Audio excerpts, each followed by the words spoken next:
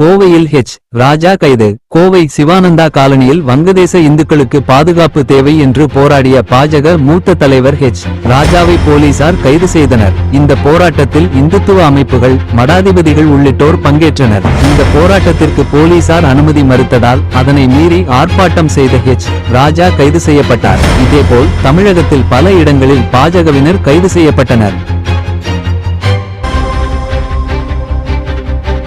இரட்டை இலை யாருக்கு? 4 வாரத்துக்குள் முடிவு எடுங்க.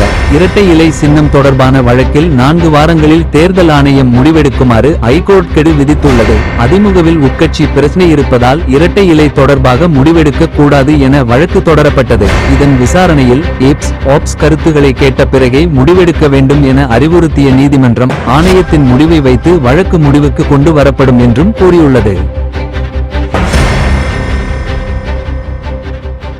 தனியார் பால் விலை லிட்டருக்கு 2 ரூபாய் உயர்வு. தமிழகம் முழுவதும் தனியார் பால் விலை லிட்டருக்கு 2 ரூபாய் உயர்ந்துள்ளது. பெஞ்சல் புயல் பாதிப்புக்கு மத்தியில் விலை உயர்வு அமலுக்கு வந்துள்ளது. பால் கொள்முதல் விலை உயர்வு, மூலப்பொருள்கள் விலையேற்றம் போன்ற காரணங்களை காட்டி ஆரோக்கியா நிறுவனம் கடந்த மாதம் பால், தயிர் விலையை லிட்டருக்கு 2 ரூபாய் உயர்த்தியது. இந்நிலையில் டோட்லா, ஹெரிடேஜ், திருமலா, ஜெர்சி உள்ளிட்ட தனியார் பால் நிறுவனங்களும் விலையை உயர்த்தியுள்ளன.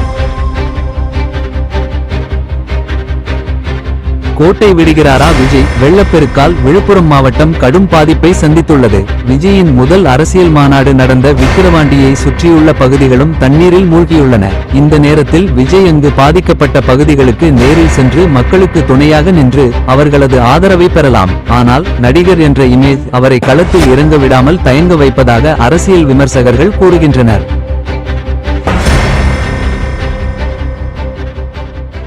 அரசு ஊழியர்களுக்கு பறந்து வந்த ஷாக் நியூஸ். மத்திய அரசு ஊழியர்களுக்கு அதிர்ச்சி செய்தி வெளியாகியுள்ளது. அவர்கள் பெரிதும் எதிர்பார்த்திருந்த 8வது ஊதிய குழு தொடர்பான எந்த முன்மொழிவும் பரிசீலனையில் இல்லை என நாடாளுமன்றத்தில் மத்திய அரசு தெளிவுபடுத்திவிட்டது. தற்போது உள்ள 7வது ஊதிய குழுவுக்கு மாற்றாக 8வது ஊதிய குழு 2025இல் அமைக்கப்பட வேண்டும். ஆனால் கடந்த பட்ஜெட்டிலும் இது தொடர்பான அறிவிப்பு எதுவும் வெளியாகவில்லை.